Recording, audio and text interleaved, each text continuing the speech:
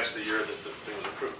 You know, as we normally do, we verify the work, and then provide one resprout treatment for the stumps in year 3, because they, you know, sometimes they don't come to things, they might miss some of them, as necessary. And then after year 3, hang on now, after year 3, the resident cannot apply again for 5 years. So let's say, in your case, let's spread it over 2 years. And then once we get through the cycle, then the resident can't reapply again. You see what I mean? It's to get, you know, so that's the kind of, you know, thing that we want to get into. And basically, the next sheet deals with garlic mustard. It's pretty much the same thing. You know, the same kind of exercise, except it just relates to the garlic mustard. So the numbers are the same and all that sort of thing. So yeah. I'd like to just amplify what Bruce was saying a moment ago. You could try to put in a tree to replace a buckthorn screen, but it doesn't exactly do the same thing unless it's a conifer of some sort. Perhaps the biggest problem, the biggest rub, is that a buckthorn is a good screen in our village because deer don't browse it. Well, If we could find a replacement for buckthorn that the deer would avoid, then I think residents would be much more receptive. well, I think we probably could. Well, you know, here there's a lot of issues here. Buckthorn is very shade tolerant. right. You know, it's very competitive. It'll outcompete anything about anything else. And the other thing, it keeps its leaves a lot longer. So you identify your buckthorn by looking out the window when you're having Thanksgiving dinner. That's all buckthorn. I think there's a cultivar of buckthorn that is approved in many states that is not invasive as a common buckthorn. I don't know the status in Illinois, and I don't know if it'd be effective as a screen, but that might be something to research. Is actually a buckthorn too. The what? Tallhead is actually a buckthorn too. They do have some cultivars of buckthorn as they used to. Right. I think it'd be worthwhile to research Well, that. you know, for example, if you were aggressive in your woodland management, and you created enough openings and stuff, if you took a shrub, now it wouldn't be the same all the way to the ground, but if you took a shrub like an airwood by Burma, okay, and you got it established, okay, it'll grow past the deer issue. And that plant left its own devices on a decent site, get 12 feet tall and 12 feet across, okay? And so there are things like that you could do, but it's not just one simple thing. So I think that's good. We'll get that down on your comments and that, and we'll. I thought I just commented. You did, but I didn't write it down. I'll forget it. You want it in writing. But I think, you know, that's what we're trying to do is get the juices working here. Then the next one is just basically some comments on the tree planting program that I call the reforestation thing. Basically, the simple suggestion we had at this point, and there was, now it's a 50-50 cost share. We do the same thing with a 25-75 cost share up to the same $2,000 limit. So I think these kind of thought processes, I think, will help improve the acceptance of those programs. And I just want to run through those. That was pretty quick, and get you all thinking about it, and get your comments back to Cheryl and myself. We'll see it again.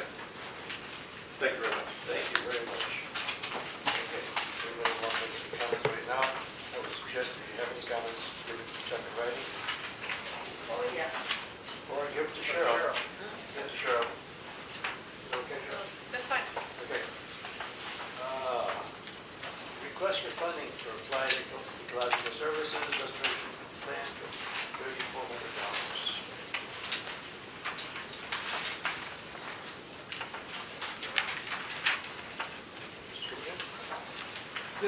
This request is an outgrowth of the conversations we've had here. I think the first conversation was in October when the RPC turned over the Woodland Health Study.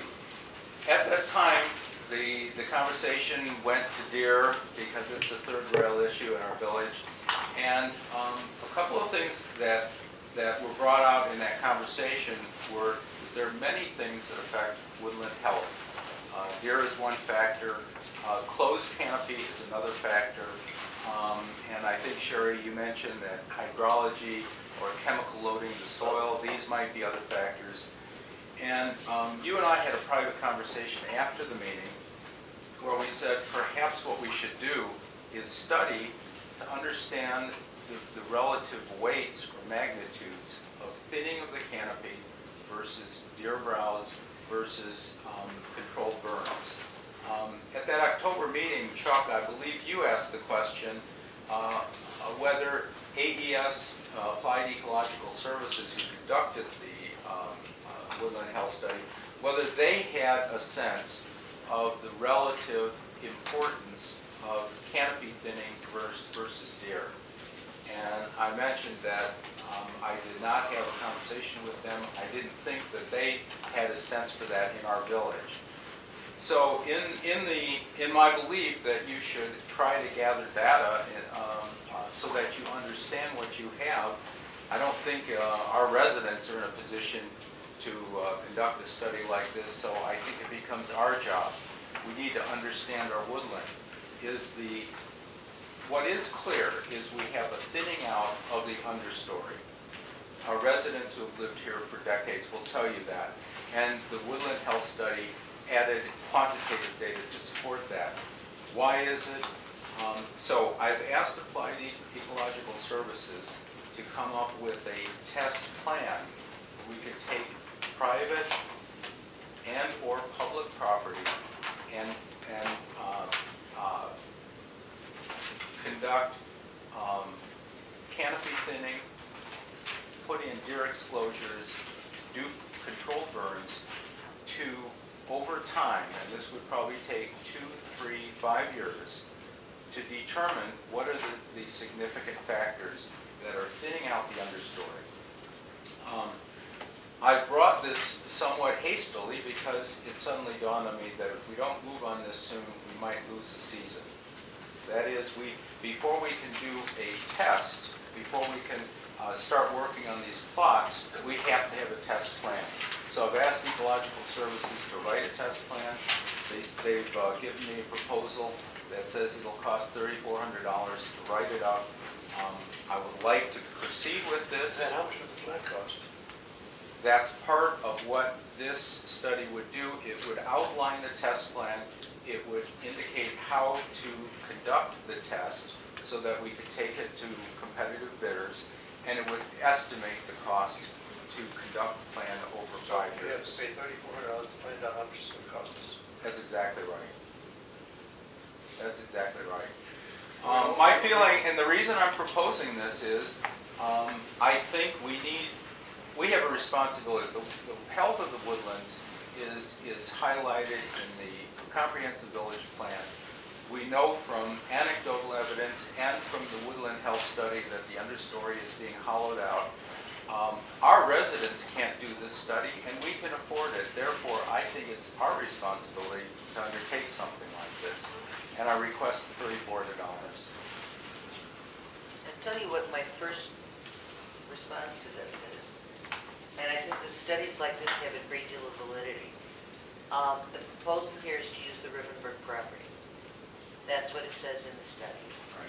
The Rivenburg property is the single richest, environmentally richest and varied property in the village, and it belongs to the village.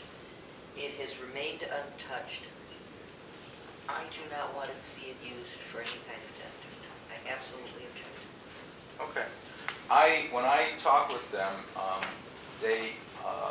I mentioned the Rivenburg property, and I said, but I think I'd like to find a property south of Deerfield Road because I think that is a hot spot for deer, and that might be a more appropriate area to conduct a test.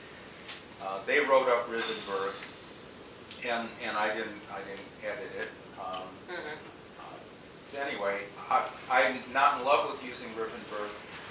I think it would be a suitable site, but I easily could talk with them about using another private site. You mentioned the Jasmine property, was it? Jasper? I have had 2.9 acres And- on Jasmine Lane. Okay. The 2.9 acres That's that I have. all wetlands. It's all wetlands. It's all Oh, well, that's a different topic. That's a totally There's different. another possibility that we could use, and that is I could approach the owners of the Commerce Clearinghouse because there is a very nice woodland north of their office building. Anyway, I think that the property we select, we won't do that at this time, and we don't have to use Rivenburg. By the way, Rivenburg is not as healthy as you